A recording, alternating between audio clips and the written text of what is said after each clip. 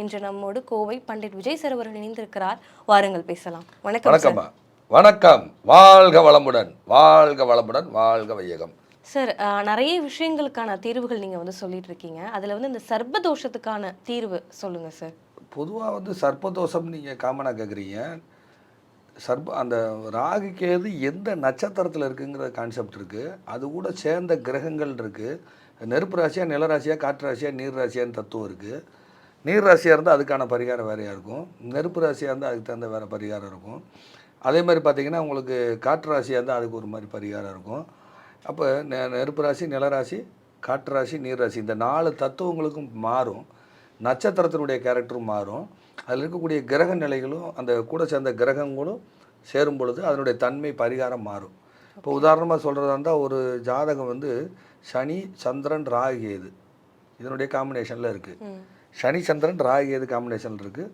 அது நிலராசிக்கும் பொதுவாக நிலராசிக்கு நேரம் ஆப்போசிட் பார்த்திங்கன்னா நீர் வீடு வந்துடும். ஸோ இந்த மாதிரி தத்துவத்தில் அது இருக்குது. அப்போ நான் அவங்களுக்கு சொன்னது என்ன அப்படின்னா, நாக யாக்ஷி அம்மன், நாக யாக்ஷி அம்மன். யாக்ஷம் அப்படின்னா யாசகம் அப்படின்னா சனி.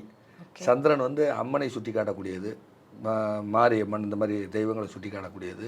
இது சர்ப்பதோஷத்தோட கண்ட்ரோலில் இருக்கிறதுனால இது நாகயாக்ஷி அம்மன் அப்படின்னு அதை வழிபாடு செய்யுங்க அப்படின்னு சொல்கிறேன். நீங்கள் கேட்குறது காமனான கேள்வி. அப்போ நாகயாக்ஷி அம்மன் கோயில் இது எங்கே இருக்குது, இங்கே போய் தரிசனம் பண்ணி பிரார்த்தனை செஞ்சுட்டு வாங்க அப்படின்னு சொல்கிறோம்.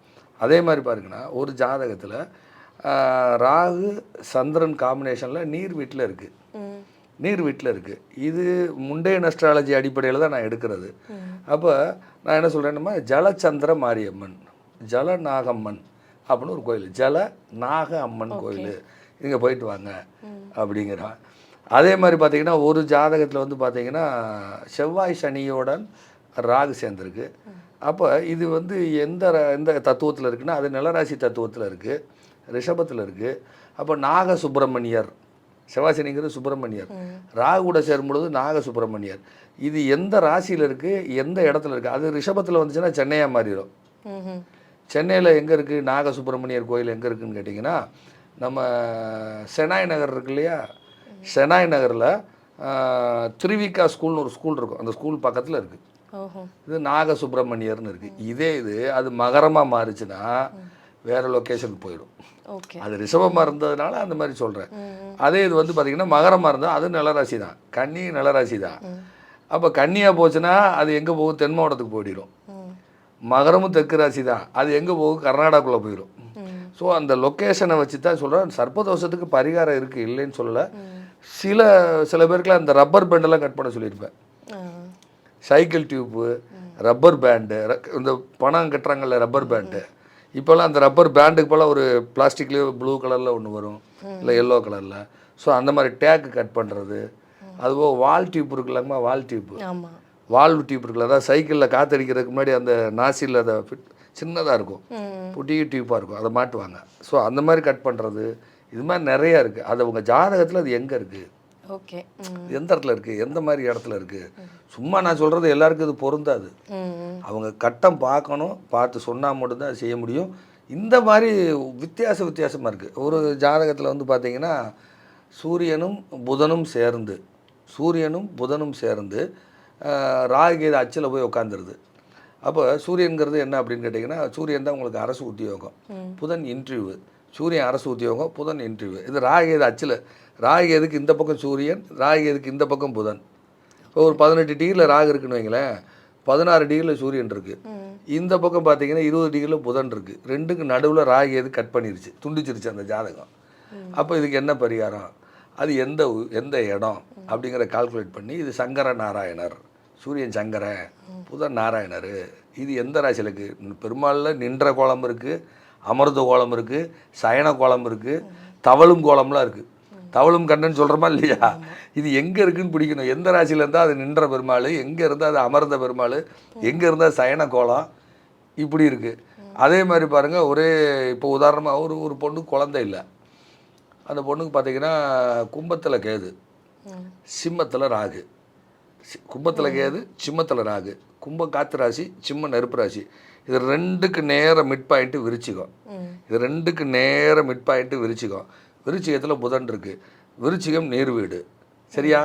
ராகுகேதுங்கிறது பாம்பு, புதன்கிறது பெருமாள். அப்போ தண்ணியில் பாம்பு மேலே, தண்ணி மேலே பாம்பு, பாம்பு மேலே படுத்த பெருமாள். சரியா? இதுக்கு பேர் ஜலநாராயணர் பேர். இது எங்கே இருக்குது? நேபாளில் இருக்குது. சரி, நேபாள் போங்க, ஜலநாராயணரை பாருங்கள், குழந்தை உண்டாகும். ஓகே. ராகுகேது மிட் பாயிண்டில் புதன். இது எங்கே எடுக்கணும், எங்கே இருக்குன்னு கணக்கு இருக்குது. சர்ப்பதோஷத்துக்கு நிறையா இருக்குது பரிகாரம், 1 2 கிடையாது. சில ஒன்றும் இல்லை, அந்த சின்கோழின்னு சொல்லுவாங்க தெரியுமா, தலைமுடியெல்லாம் சிக்கெடுப்பாங்க, பெண்கள் எடுப்பாங்க இல்லையா, அதெல்லாம் தானம் கொடுக்க சொல்லியிருக்கேன். அதெல்லாம் தான் ஒன்றும் இல்லை. ஒரு ஜாதகம், அந்த ஜாதகர் வந்து என்ன ஆகுறாருன்னு கேட்டிங்கன்னா, அவருக்கு வந்து என்னன்னு கேட்டிங்கன்னா தொழிலில் பெரிய தடை, மிகப்பெரிய தடை. அப்போ சைக்கிள் டியூப்பு தானம் கொடுக்கணும். சைக்கிள் டியூப்பு தானம் கொடுக்கணும். சைக்கிள் டியூப்பு தானம் கொடுத்தா வாங்க மாட்டாங்க. ஐயோ எதுக்கு, எனக்கு எதுக்கியா யூஸ்ன்னு கேட்பாங்க. ஏதாவது யூஸ் பண்ணுவாங்க. இப்போ இந்த ஏரியாவில், இந்த லொக்கேஷனில், இந்த ஏரியாவில், இந்த லொக்கேஷனில் யாராவது முருகன்னு பேர் கொண்டாலும் யாராவது அந்த டயத்துக்கு வருவாங்க. அந்த டயத்தில் போய் ஒரு சைக்கிள் வீல், அதாவது சைக்கிளில் வருவாங்க, சைக்கிள் வீல் அப்படியே கொடுத்துட்டுவாங்க.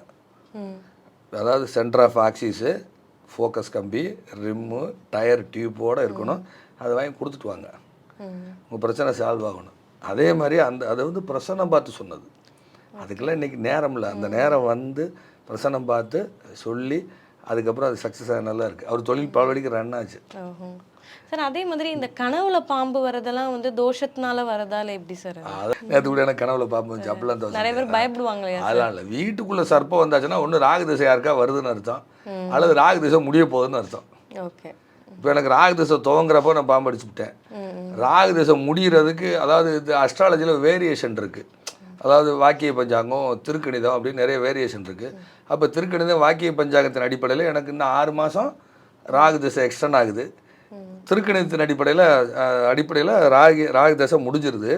வாக்கியத்தின் அடிப்படையில் 6 மாதம் எக்ஸ்டெண்ட் ஆகுது. அப்போ இது எதை கால்குலேட் பண்ணுறது அப்படின்னு பார்த்தீங்கன்னா, கரெக்டாக அந்த 18 வருஷம் ராகு திசை முடிஞ்சு ஒரு 6 மாதம் கழித்து வாசலில் பாம்பு வந்துடுது. அந்த பாம்பை அடிச்சிடறோம். அப்போ என்னுடைய குருநாதர், அப்போ இன்னொரு குருநாதர்கிட்ட நான் ஃபோன் பண்ணி டவுட்டுக்கு பேசுகிறேன். அப்போ பேசினோடனே அவர் என்ன சொல்கிறாருன்னா, பாம்பு வந்துச்சுல்ல, அப்போ முடிஞ்சுன்னு அர்த்தம். வீட்டுக்குள்ளே வந்துருச்சு, வரல, வாசலான்னு அடிச்சிங்க, அப்போ ராகு திசை முடிஞ்சு வச்சுன்னு அர்த்தம், விட்டுருங்கண்ணார். ஸோ அதுக்கப்புறம் தான் நிறைய மாற்றங்கள்லாம் வந்தது. அப்போ இதை வச்சு தான் சொல்ல முடியும். இப்போ சனி பேச்சாச்சே ஆகலையாங்கிறதுக்கு அதை அனுபவிச்சு தான் சொல்ல முடியும். அதை அனுபவிச்சு தான் சொல்ல முடியும். ஏன்னா வாக்கியம் திருக்கணிதம் 2 இருக்குது. அது மாதிரி தான் அந்த ராகு கேது எங்கே இருக்குது, எப்போ அந்த இதில் கோச்சார ராகுன்னு ஒன்று இருக்குது, கோச்சார கேதுன்னு இருக்குது. இப்போ டிரான்சிட்டில் இப்போ பாருங்கள், ராகு கேது வந்து மகரத்துக்கும் கடகத்துக்கும் போகுது. அப்போ அந்த கடகத்தில் யாருக்கெல்லாம் கேது இருக்கோ, மகரத்தில் யாருக்கெல்லாம் ராகு இருக்கோ, இவங்களெல்லாம் கசக்கி புளியும். ஒரு வருஷத்துக்கு கசக்கி, அந்த டிகிரி அடிப்படையில் கசக்கி புளியும். புரியுதா? ஒரு ஜேசிபிக்கு மேலே இன்னொரு ஜேசிபி ஏறி இறங்குற மாதிரி. ஸோ இதுக்கெல்லாம் பரிகாரம் நிறையா இருக்குது. வாழ்க்கை பாதையை புரட்டி போடும். ரொம்ப ஒரு பொருளாதார நெருக்கடியை உங்களுக்கு உண்டாக்கும். அப்படி பொருளாதார நெருக்கடியில் இருந்தாங்கன்னா அந்த பிரச்சனையை அதிகப்படுத்தி சரி பண்ணி விட்டுரும். அந்த பிரச்சனையை அதிகப்படுத்தி சரி பண்ணும். மோஸ்ட்லி இந்த ராகு கேதுனாவே சார் எதுக்கு இந்த காளஹஸ்தி தானே சார் போவாங்க? மோஸ்ட்லி நிறைய பேர் போகிறதுக்கான காரணம் வந்து அங்கே போகுதுன்னு சொல்கிறாங்க. அது பஞ்சபூத ஸ்தலத்தில், அது காற்று ஸ்தலங்கிறதுனால சர்ப்பம்னாலே காற்று தான். சர்ப்பம்னாலே காற்று தான். இப்போ நீங்கள் இந்தியன் மெடிக்கல் அந்த சிம்பிள் இருக்கு இல்லையா, இந்தியன் மெடிக்கல் அசோசியேஷன் சிம்பிள், 2 பாம்பு பின்ன மாதிரி இருக்கும். சரியா? இந்த பாம்பு பின்ன மாதிரி இருக்கா, இது ஒரு விளக்கமாகவே சொல்லலாம். பாம்பு பின்ன மாதிரி இருக்குது. அதனுடைய தத்துவம் தான் திருக்கடையூர். அது நம்மளுடைய வாசி தத்துவம்னு அதுக்கு பேர். புரியுது? இந்த மணிப்பூரகம் இதெல்லாம் சொல்கிறாங்க இல்லையா, துரியாதீதம் இதெல்லாம் சொல்கிறாங்க இல்லையா, விசுப்தி இந்த மாதிரி சொல்கிறாங்க இல்லையா, அதனுடைய தத்துவம் தான் திருக்கடையூர். திருக்கடையூர் வந்து அதனுடைய தத்துவம்.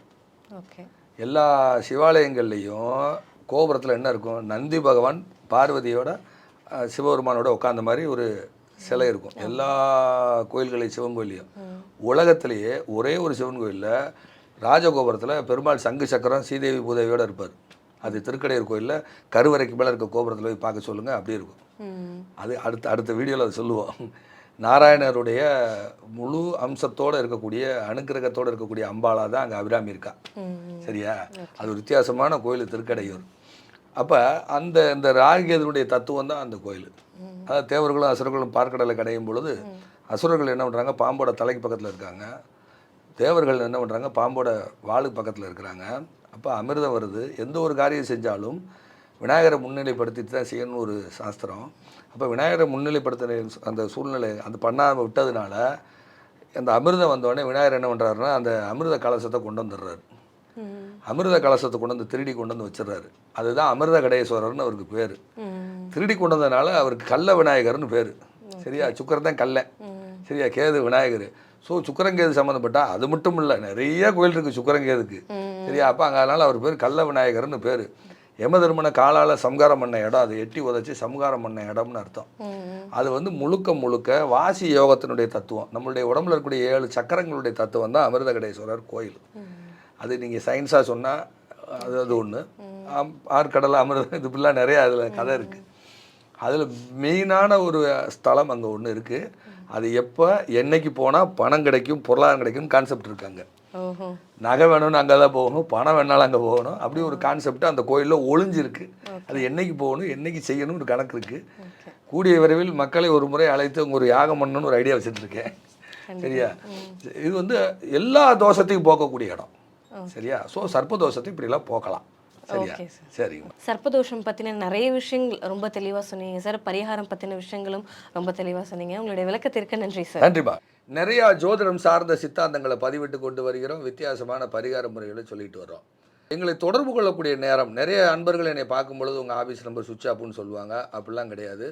எல்லா வீடியோஸ்லையும் கீழே ஸ்க்ரோலிங் மாதிரி லெட்ரு ஓடிக்கிட்டே இருக்கும். காலை 10 to 1ன்னு நேரடியாகவே உங்களுக்கு சொன்னால் புரியும். அதனால் எங்களை தொடர்பு கொள்ளக்கூடிய நேரம் காலை 10 மணியிலிருந்து மதியம் 1 மணி வரை மட்டுமே. மற்ற நேரங்களில் எங்களை தொடர்பு கொள்ள முடியாது. அதுபோக ஞாயிற்றுக்கிழமை எங்களுக்கு விடுமுறை. காலையில் 10 மணிலேருந்து 1 மணி வரைக்கும் எங்கள் ஃபோன் ஆனில் இருக்கும். நீங்கள் அப்பாயின்மெண்ட் வாங்கி பார்க்கலாம். எங்களை தொடர்பு கொள்ளக்கூடிய நம்பர் கீழே ஓடிட்டுருக்கோம். அந்த நம்பருக்கு கூப்பிடுங்க. நன்றி, வணக்கம், வாழ்க வளமுடன்.